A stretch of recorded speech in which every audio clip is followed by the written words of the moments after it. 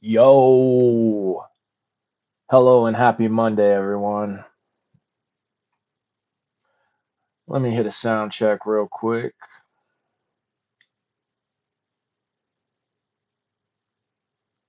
and then we'll go ahead and get into it. Good. It's working good. All right, then. So, this is Jay Balvell. Welcome, everyone. If you're new and you end up enjoying this content, then please hit a like, share, and subscribe. I hope everybody had a great weekend. I did. It was a pretty good one. And it's a wonderful day today. Wow, it's a beautiful day today. I don't know what it's like in your neck of the woods. It's crazy to think that like in my neck of the woods it's nice, and then in other people's neck of the woods there's like missiles blowing up or being fired overhead. What a life, huh? Well, I guess I'll count it as a blessing that right now I just have a nice early spring day out my window. But I suppose it is good if we remind ourselves from time to time that it's not all sunshine and rainbows in this life. I know most of you know that. You all know that. I'm always just preaching to the choir over here. But happy Monday nonetheless. Maybe somebody like Framestar, where you're in the Middle East, and even if you're not in a conflict zone, you're still close enough that some of that, the evidence of that is right out your window.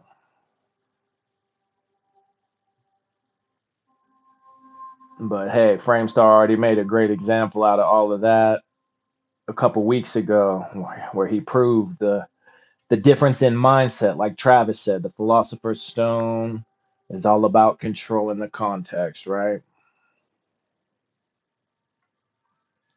Shout out to you guys and to everybody in this group. You're all really truly wonderful. And it is a blessing to share this with all of you, to be able to learn from all of you. And I'm looking forward to finishing up the Hermetica today. So I think what we'll do this week is we'll do, because this session today should be pretty quick. There's just a few chapters left, and we've been flying through them. So I think then we will just, rather than me kind of fill the void with other maybe shorter reads or whatever, we will just spend the rest of the week busting through that Manly P Hall, because then I think we should have it all finished up by the weekend. And so then next week we could pick up those other two classes and studies I have in mind, which again, I'm pretty positive. I mean, you never know. Sometimes the wind blows a little different and you got to move with it. What's up, everybody? Just coming in. And so if that wind does get blowing and moving a little different, well, then we'll see which way it blows us. But otherwise, I'm pretty sure we're going to be doing the Dhammapada, and we're going to do Eliphas Levi's Transcendental Magic. Those seem like good choices. So I think we're going to stick to it. But today we'll finish up the Hermetica. The rest of the week we'll finish up Manly P. And then I don't know, I might change up the frequency of the streaming too, but we'll see. I don't know. I like streaming every day, but I get a little concerned about plopping way too much on everybody. So please, I'm always interested in your feedback and whether or not you think that's the case. If and don't be scared, don't be shy. I don't mind. The honesty is appreciated. If you're like, yeah, it's a bit much, then that's good. I know that that's how people are feeling. And otherwise, if everybody's like, nah, man, it's perfect, well then I know I've had that a little bit, but I can't help but feel like there's at least one or two of you out there that's like, this is a lot. This is too much. I can't keep up. Well, I don't know unless you tell me. Okay, let's pull some tarot, and then let's get into this Hermetica and finish her up for the day. Oh, bump the camera. Man, I've been thinking a lot on that Cosmic Doctrine. Boy, that book is so good. And you know, Dion said some really important stuff, especially in that afterword, which Travis, we still need to have a conversation. So please, let's do that. Because yeah, we wouldn't really be here if there wasn't a reason for it. So we need to figure out that happy place of, on the one hand, sure, it's all a dream, it's all a bunch of BS, it's not even really happening, but also like there's a lot of really rational, and we could call them materialistic type of people, like scientists and engineers and people out here who are building the thing, and like right here, this is pretty real. We can knock on it. We can all agree that this is brown, wooden looking book stand, that this book here is red and beige. I mean, everybody's subjective might, we can't all 100% agree on the subjective, but also we can definitely agree on the objective for the most part. Like we could all take a tape measure and measure this book, and I'm pretty sure we would all, just about every single person would come out with the same measurement. So I think we need to figure out a way of that happy medium of how do we, because ultimately what I think that's going to lead us to is that unattached place we're trying to get to, of moving through the thing, like Swami V said, the unattached work, the real purpose of things like karma yoga, where it's not about, I don't know, trying to buy your way into heaven, but it's about, or what they teach in Western magic. That's the why I stress the knowledge and conversation thing, because if we're all supposed to be doing something here, then playing the game of, well, this isn't even real in the first place, is just kind of being avoidant to a certain extent. And rather than using all this spiritual stuff as a type of escapism at best, or I mean just straight up insanity at worst, I think we should, as a group, as a community, it would be best for some types of discussions and focuses upon things like that, finding the place where discovering the true will, where we all move in that way of, okay, here's what I'm supposed to be doing while I'm here, so I'm going to do that. Just like when you do play a game, right? There's objectives to the game. Like, sure, you can go in and just screw off, but it's like if you want to beat the game, then there's certain things you got to do. But also, if your character dies, or if I don't know, your character gets nerfed or whatever, you're only going to be really upset if you are having that attachment, or you guys know what I'm saying. I think most of you play video games, so you'll know what I'm talking about.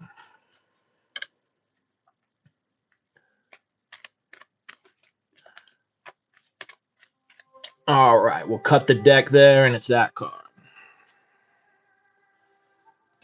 I see. What do I see when I touch it? Earth. Oh, nope. There it is. The Aeon. Again. Yep. This card really wants to have its presence known right now. And that's kind of what Travis was bringing up, that thing about the Aeon and the Aeon of Horus and some of his inner reflections in that Cosmic Doctrine stream. And yeah, I feel that from what I've been getting is a lot more of that there is this growth, that everybody does kind of have their path in life. And so rather than going more with that old Aeon formula of the judgment day, wake up, all of that, where it's more of that unattached perspective of the growth, that unattached type of motion. And to a certain extent, we want to be looking out for each other, but also to a certain extent, kind of the realization that because everybody's got their own path, and that's the formula of the Aeon, is this growth of the child, that to be yelling and screaming and stressing out about, oh, you guys are doing this wrong, oh, okay, great, you guys are doing this right, or what, is more that kind of everybody's got to carve their own path, everybody's got to figure out their own way. But hey, I'm still chewing on that, and we see that here in this card, Sheen, right? The hieroglyph for tooth. And so the way we got to chomp things up before we digest them, I suppose. I guess that's one way to look at it. This card represented by fire. the cosmic egg. You see the child Horus, the ghost of the child Horus there with the finger to the lips. Shh. But then you see Horus the elder in there too. So kind of that idea that within the seed is the formula of the tree, within the death is the formula of the birth. And that with Nuit, the sky goddess here, the mother that we all are working for, that's the boss right there. That's who you got to answer to. And so I suppose figuring out what it is that she's got us each and all sent here to do. So Cosmic Doctrine really has given me a lot more to think about in terms of that, because if in the as above so below type of way, the atomic level, the sparks, all the way into the actual material, into the form and all of that, it just kind of seems that that's what time it is that there's more that's going on than I think a lot of us can really actually wrap our heads around. But we can, I mean, there are ways that we can get close to that and we can do our best. But hey, that's what I got for right now. I'm sure it'll develop. I'm sure it'll change. That's how it goes. But as of right now, that's kind of where I'm sitting, at least in terms of this tarot card and this read. And also probably this Hermetica is gonna give us a little more reflection on this here too. I mean, we do see this Egyptian theme. So shoot, maybe them Egyptians had it figured out already since back in the day, and then we got off track a little bit. Well, Dion said that as well, where she said the thing about that serving serving the mother, and by us getting off track, that's kind of the way we're screwing up for ourselves and for her. My Gnosis, what up? Says Yosef Brosif. What's up, bro? Always so good to see you. Huh. Well, yeah, I think I still got a lot more chomping and chewing on what's been coming my way to do,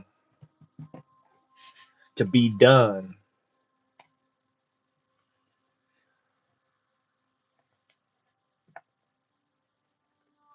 But if that's hitting for anybody else, then that's why I'm sharing it. All right, so today we'll be on, speaking of my Gnosis, chapter 17, Knowledge of Atum. I can't see a 17 and not think about you anymore. All right. In this chapter, Hermes teaches us how to attain knowledge of God. This, he declares, is the very purpose of human life. Only like can truly know like. So to know God, we must become like God. And so see, that's another thing with that cosmic doctrine and the way it's helping to expand your awareness. And one other thing I've been thinking with all that too is Dion, Crowley both, they started in the Golden Dawn and then they kind of went off and did their own thing. But one of the main, well, there's a couple of types of magic you're going to be doing in the Golden Dawn, but one of them is Enochian. And a lot of what I understand of Enochian and have even done a bit of Enochian is really similar to that idea behind a book like Cosmic Doctrine, is that it's literally shifting you into the awareness and into the consciousness, the understanding of the angels, of the cosmos, of the creator. And my gnosis says, this chapter I found the connection with Atum and Atma or Atman. Sick facts. Yeah, that's one thing that the goddess and I have been talking about a bit too as we've been going through this one. So that's what's up. All right, let's continue. To do this, Hermes advises us to imagine ourselves in all places at all times, to embrace all opposites, to know we are immortal, to see ourselves as still in the womb and yet already dead. There's the Aeon card right there. See how quick that happens? Sheesh. By expanding our consciousness in this way, we can merge with the mind of God. Mind is the immortal part of a human being. It is the divine light which emanates from God. Of all living things, human beings alone have this divine quality, which gives them the potential to know God. Such knowledge is not intellectual opinion. Opinion is only a dim reflection of knowledge. Knowledge is a direct experience of the truth. There it is. Knowledge is a direct experience of the truth. It is certain and immediate. An enlightened being does not have opinions about God, he is one with God. The experience of mind is like a prize that may be won by human souls. God wants us to immerse ourselves in mind and so become wholly divine. Yet those that do are thought mad by the mass of ignorant people. They are laughed at, despised, and even put to death. As history shows, this has often been the fate of the wisest saints and sages, such as Socrates and Jesus. Oh, yeah. Yeah, and like I've said, it really is good to flip the other side of the coin. And so lately I've been watching videos of these scientists, these more scientific people, just taking a dump all over all of this type of stuff, talking about these ideas of magic and metaphysics, and oh man, just taking a big old dump over all of it. But it's good because it I don't know, for at least for me, I feel like it helps me to not get way too far out. Because like with my one friend, that's what I see a lot, where I see him getting just getting so far out into la la land, but then I don't know. So I try to check myself in those ways so I can keep myself grounded to a certain extent. And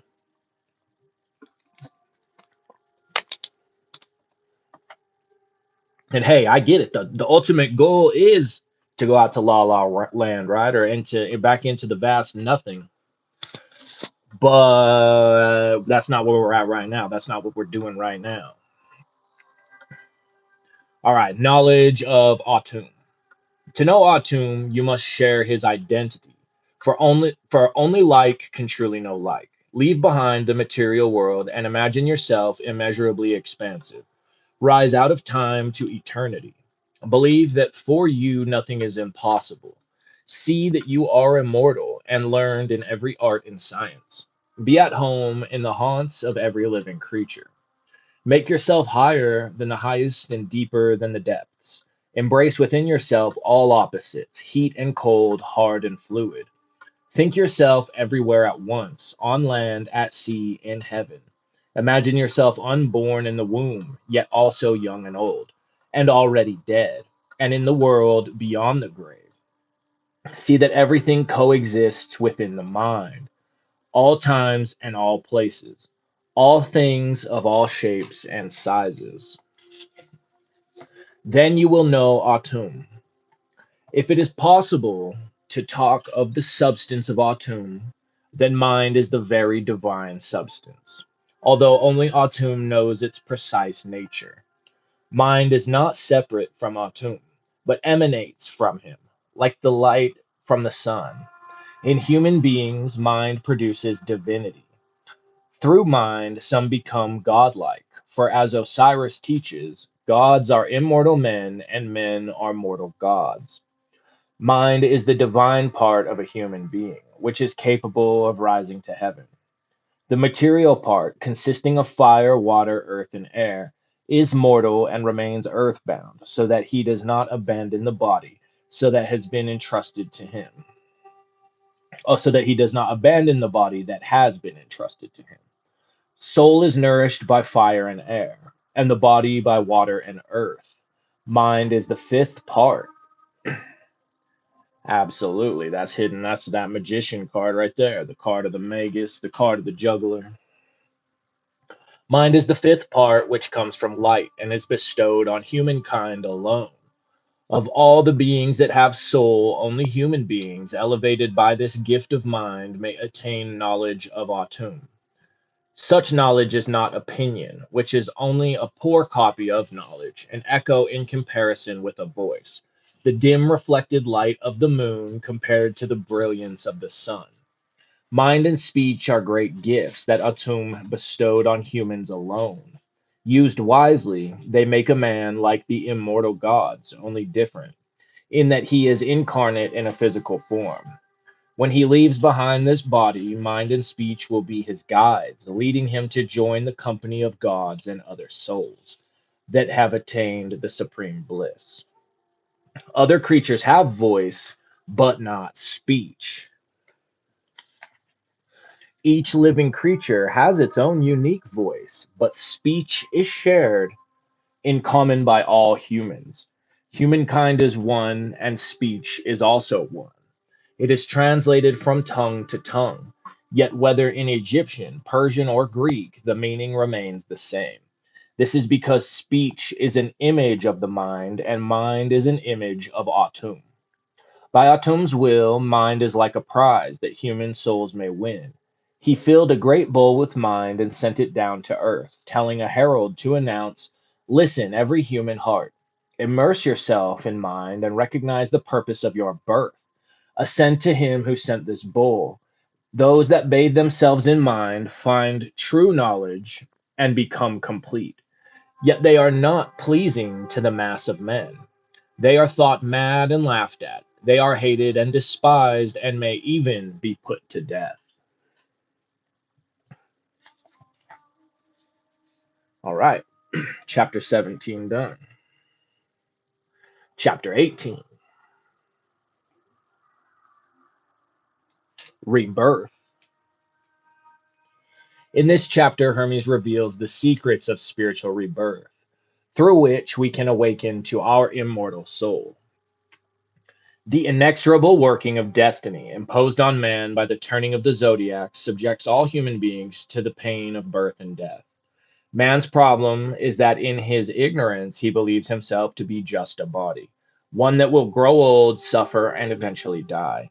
His sense of injustice at the inevitability of this fate leads him to hurt himself and others, either through lust for more life or fear of approaching death.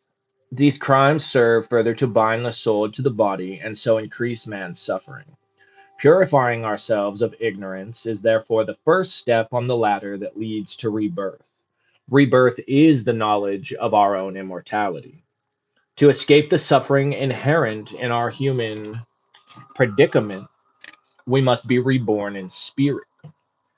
The spiritual path that we must walk is the same one trodden by our ancestors. It is a hard road to follow whilst incarnate in a physical body because we must struggle to master ourselves. Right understanding purifies us of all the vices that torment us and awakens our immortal soul. One who is thus reborn communes with God, but this only happens when we stop talking about it and allow it to occur naturally in the silence and tranquility of deep contemplation. An enlightened being no longer believes he is a body. The body belongs to nature, not to him, and so its fate is of no importance. He is one with everything. He sees goodness everywhere. He is bathed in divine light. He has become all mind. Rebirth is not a theory that we can learn. It is a natural occurrence that happens when God wills it. All that we may do is prepare for this enlightenment by mastering our passions and accepting whatever fate may bring us. For a man with vision, all things are good, even if other people see them as evil. His knowledge of God gives him the ability to see goodness at work even when he is mistreated by others. Those who are reborn are already living in the kingdom of heaven.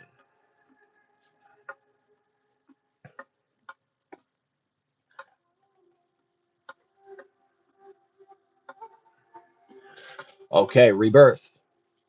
No one can be saved until he is born again. If you want to be reborn, purify yourself of the irrational torments of matter. The first of these is ignorance. The second is grief. Third is lack of self control. Fourth is desire. Fifth is injustice. Sixth is greed. Seventh is deceit. Eighth is envy. Ninth is treachery. 10th is anger. 11th is rashness. 12th is malice. Under these 12 are many more, which force the man who is bound to the prison of the body to suffer from the torments they inflict. 12 of them and 12 signs of the zodiac. Interesting. By Atum's mercy, they may all depart and be replaced by understanding. This is the nature of rebirth. This is the only road to reality. It is the way our ancestors trod to discover primal goodness. It is sacred and divine, but a hard highway for the soul to travel in a body. For the soul's first step is to struggle against itself, stirring up a civil war. It is a feud of unity against duality, the one seeking to unite and the other seeking to divide. He who is reborn communes with the All Father, who is light and life. You will only experience this supreme vision when you stop talking about it, for this knowledge is deep silence and tranquility of the senses. He who knows the beauty of primal goodness perceives nothing else. He doesn't listen to anything. He cannot move his body at all. He forgets all physical sensations and is still while the beauty of goodness bathes his mind in light and draws his soul out of his body, making him one with eternal being. For a man cannot become a god whilst he believes he is a body. To become divine, he must be transformed by the beauty of primal goodness. The womb of rebirth is wisdom. The conception is silence. The seed is goodness. Those born of this birth are not the same. They are of the gods and children of Atum, the one God. They contain all. They are in all. They are not made up of matter. They are all mind. Rebirth is not a theory that you can strive to learn.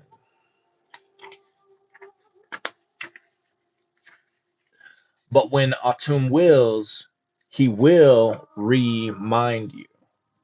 And look at the way that this is spelled, where instead of remind the normal way, he has re hyphen capital M mind. Remind. A man may only seek to know Atum by controlling his. And you know what? Right there, even how Travis was mentioning about the whole ascended masters thing, right? And so these Russian dolls, like there's layers to this dang thing, at least from what I've seen, from what I've experienced. And so if we look at the four worlds of the tree and these different intelligences to each sphere, then I mean, like, yeah, unless you check all the way out, you're playing the game on some level. And I guess you can get to that. The point is, and I guess the ascended master thing, to my understanding, would be like you get to that point where you have a say in the matter rather than just getting chewed up and spit back out by the machine, so to speak. But I don't know. Maybe if anybody else has anything to add to that, I would love to hear it. But at least that's kind of what I've been seeing is that there's levels to it. There's layers, man. Oh boy, and they run deep or they run thin. I guess depending on which way you're going. A man may own, but again, it's all right in the mind. So for Atum to will and remind you, well, I guess do you get to that point where you get as close to him as possible and say, "All right, man, I'm done being so defiant. I'm done with ignorance. Let's do this thing the right way." Huh. All right. Well, I'm gonna go ahead and continue. Like I said, I got a lot I've been chewing on, and this book's already telling me that I'm gonna have to shut up and continue chewing on it. Apparently, a man may only seek to know Atum by controlling his passions and letting destiny deal as she wills with his body, which is no more than clay that belongs to nature and not to him. He should not attempt to improve his life by magic or oppose his fate using force, but allow necessity to follow its course. Well, that's like what Sri Ramana says, huh, my gnosis? And to my understanding, that's a big difference in the East and the West. Is that in the East, it's just this complete surrender and letting go and just letting necessity follow its course. Whereas in the West, we're more like, I don't know, yeah, wanting to have our say in the matter still, to at least to some extent, but still, still sorting all that out personally. For the man of vision, all things are good, even if they appear evil to others. When men devise mischief against him, he sees in the light of his knowledge of Atum, and he, and only he, transforms evil into goodness. All right, chapter 19. I think there's 20 total. I think that's it. Or is it 21? Yeah, 20 total. All right, so we got two more, and then we're done for the day. And done with this book. Get a little water real quick.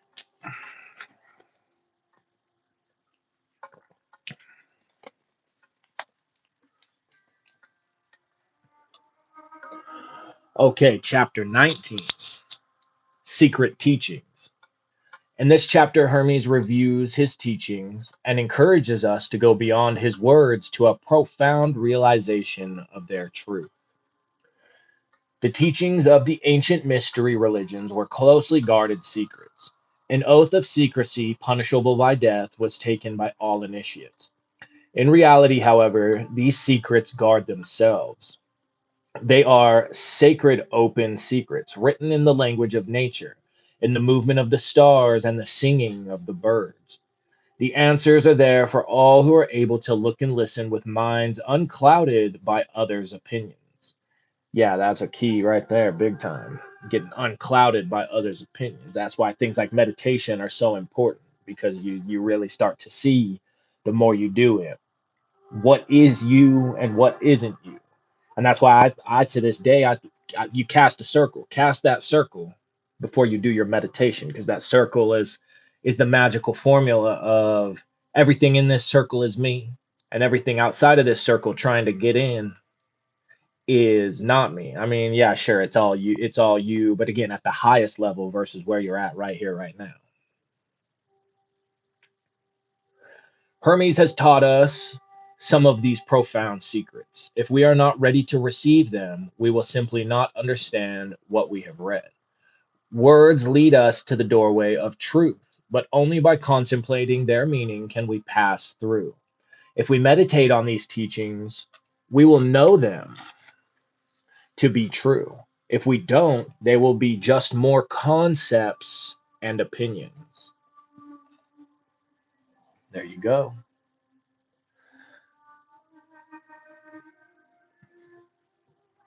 Hermes has tried to paint a picture of God for us. If we can catch his vision, it will take possession of our soul and lead us to knowledge.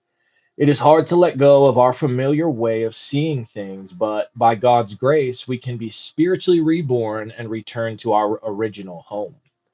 God is like a musician who creates the harmonies of the cosmos and gives each individual his own particular theme to play.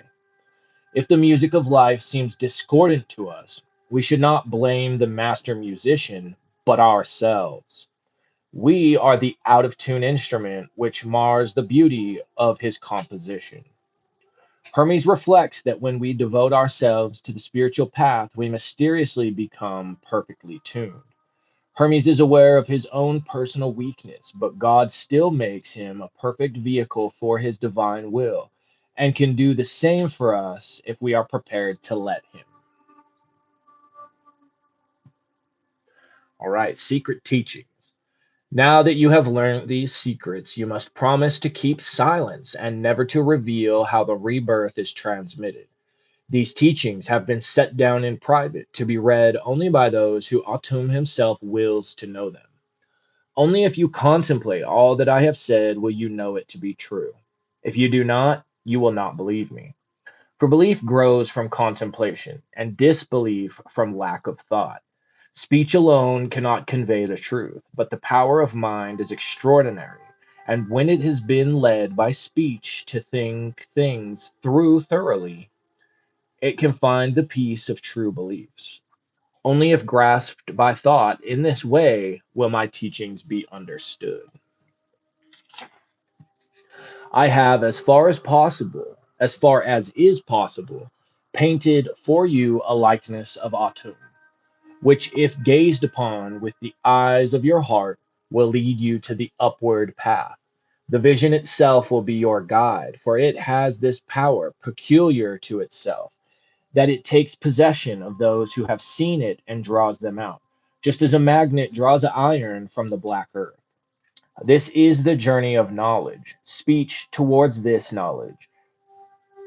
For although it is hard to let go of the familiar and return to the old home from which we originated, Atum's grace never fails and there is no end to his bounty. He is by nature a musician who composes the harmony of the cosmos and transmits to each individual the rhythm of their own music. If the music becomes discordant, don't blame the musician, but the lyre string he plays that has become loose and sounds flat, marring the perfect beauty of the melody. But I have noticed that when an artist deals with a noble theme, his lyre becomes mysteriously tuned, so that its deficiencies issue glorious music, to the amazement of his listeners. It has been like this with me. I confess my weakness, but by Atum's power my music is made good, and he will likewise make your music perfect. There is no discord amongst the inhabitants of heaven. All have one purpose, one mind, one feeling, for they are bound by the spell of love into one harmonious whole. The earthly part of the universe would seem rude and savage without sweet melodies.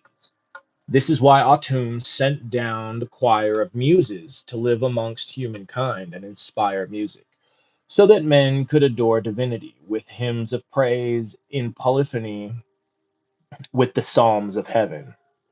So let us adore Atum with deep gratitude, because words are only praise when he accepts them. Hmm. And my Gnosis says, my bad, bro, I'm out working. I can't be active in the chat too much, but I'm listening. Oh, no worries at all, man. I know how it goes. Glad to have your presence nonetheless. And be safe out there. I hope you make some good money. All right, final chapter, chapter 20, in praise of Atum. In this final chapter, Hermes offers up a glorious hymn to God. Well, that ought to be swell.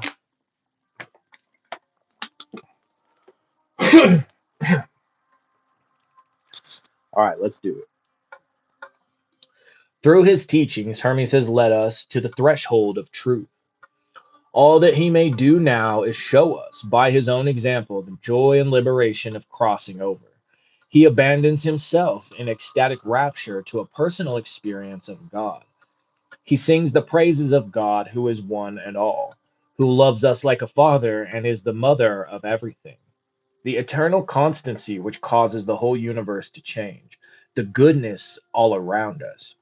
We can only thank God for his many blessings by learning to know his greatness. Yet Hermes knows it is God who is singing these psalms through him. God is all that we do, all that we say, all that we are, all that happens. Hermes has become a passive instrument of God's will. He no longer sees the world with physical eyes, but witness the unfolding changes of life within God's eternal mind. He is no longer a body, he is all mind. He is the presence which is present everywhere in everything. Oh, come on. He knows the one. Hermes is overcome with mystical vision and realizes that while still in the body, he has been made a god. He prays for nothing except that he will remain forever knowing and loving God. He is born again, and language is inadequate to express the wonders that he is experiencing. Like the gods, he can now only sing God's praises through silence. So right there, that's like what I'm pretty sure it was Manly P. Hall said it. Maybe it was Thomas A. Kempis. I think it was Manly P. Hall said that prayer is about changing the one who prays, right? So that's exactly how it should be going. And that's really similar to like doing those bornless invocations, those different holy guardian angel invocations. Same idea.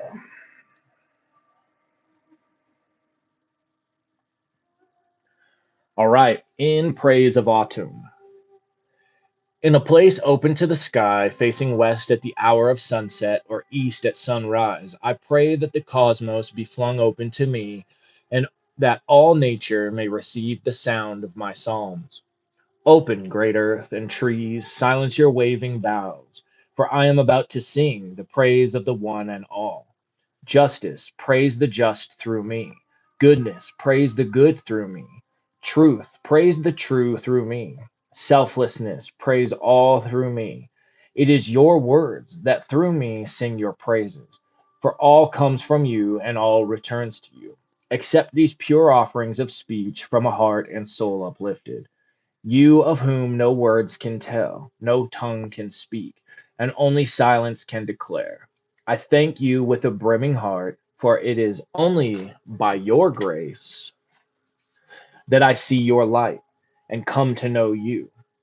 I thank you, whose name no man knows, you whom we honor with the title Atum, because you are our master, you whom we call Father, because you have shown in all your acts towards us the loving kindness and warm affection that a father feels. No, your love is greater than a father's love, for you have given us the gifts of mind and speech and knowledge. Mind so that we may approach you, speech that we may call you, knowledge so that we may experience you, finding our salvation in your light and becoming filled with bliss. We can thank you only by learning to know your greatness. I have learnt to know you, you, the most brightly blazing light of mine. I have learnt to know you, you, the true life of humankind. I have learnt to know you. You, the prolific all womb, which impregnates itself, I have learnt to know you. You, the eternal constancy, which stands unmoved and causes the whole universe to revolve. Who can speak about you? Who can speak to you? Where shall I look to praise you, upwards or downwards? For you are space in which all things are contained. There is no place but you. All is in you. What offering can I bring you? For you are all things. You give everything and receive nothing.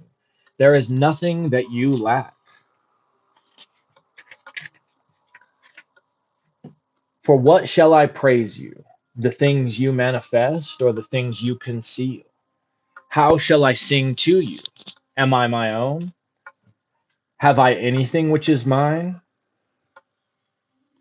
Am I other than you? You are all that I am. You are all that I do. You are all that I say. You are all that happens.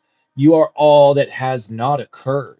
You are mind in your thinking. You are Father in your creating. You are Atum who does everything.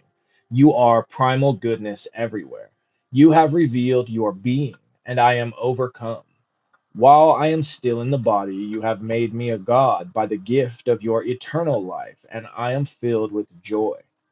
With these words of praise, I adore you, who alone are goodness. I make no prayer but this, that by your will I be kept always, still knowing and loving you, and that I never fall away from this blessed life. Father, you have filled me with this good and beautiful vision. My mind's eye is almost blinded with splendor, more penetrating than visible light, yet so full of immortal life that it does not hurt or harm me. By your mercy, a form has been fashioned within me, which is not made of matter, and I have entered into an immortal body. I have been born again in mind, and the bodily shape I had before has left me.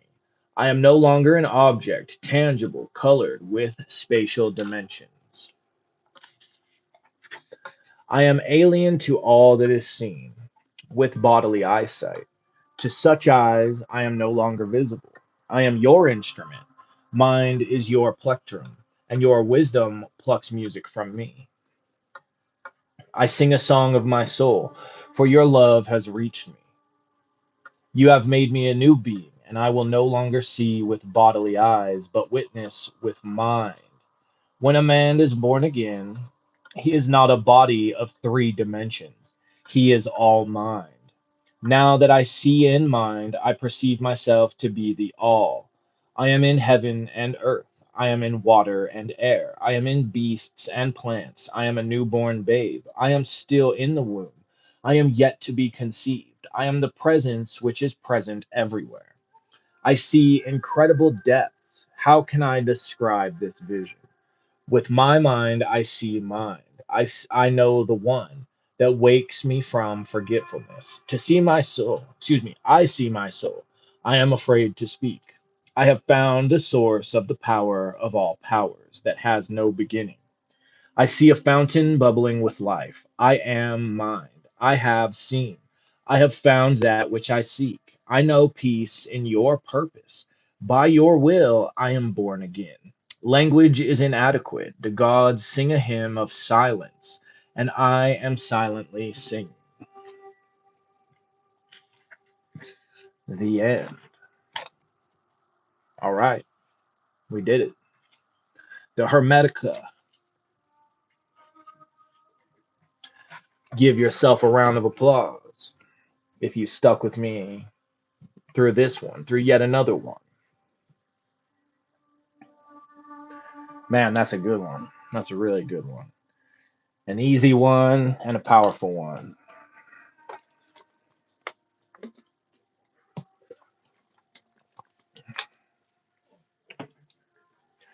And I don't got too much yap to finish it out. I already laid down for you the game plan at the beginning of the stream. And I got stuff to do. I got money to make myself and other things to worry about for the day. So I'm glad that I could finish this one up with all of you. And I'm grateful for all of you. Hopefully you are grateful for yourself. Keep up the hard work, whatever your work may be. As we've read here, as we've learned from Dion, as we've learned from Romana, all the best of them, that as long as you are in harmony, then you're doing your work. And so if you're still working at that, if you're still not there, well, you'll get there because if you have your sights set on it, then you're going to arrive there eventually. So be patient with yourselves, have love for yourselves, and definitely practice that sitting in silence thing. Let me tell you, that really is some powerful stuff. Although it can be hard, I like to yap, but hey, third deacon cancer type. All right, you guys, much love to you all. I hope you all have a wonderful day. I'll see you all tomorrow so that we can get cracking into more of understanding the Bible, more Manly P. Hall.